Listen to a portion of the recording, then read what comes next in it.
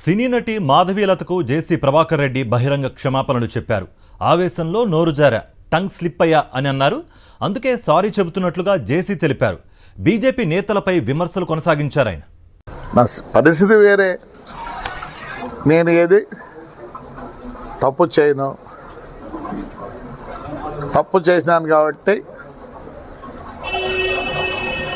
నేను తప్పు చేసినా అని చెప్పి వీరందరూ అంటున్నారు నన్ను. నేను తప్పు చేయలే. సరే ఒక మాట అన్నా అమ్మాయిని, మంచిది కాదు, ఎందుకంటే ఆవేశము, కొద్దిగా ఓవర్ ఎక్సైటెడ్ అయినా. నాకు ఆ అమ్మాయిని అంటే ఏం రాదు పాపం, ఆ అమ్మాయిని అంటే నాకేం రాదు, ఏదో పాపం ఒక కార్యకర్తగా.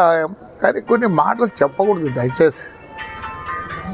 నాకు వయసు 72 సంవత్సరాలు, ఆవేశం ఎక్కువ, మీ అందరికీ తెలుసు.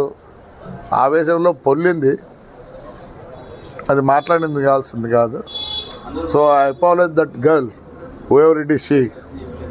ప్రతి ఒక్కరికి బతుకు తెరువు ఉంటుంది పాపం, మంచిది కాదు. స్లిప్ ఆఫ్ మై టంగ్ అనుకోండి.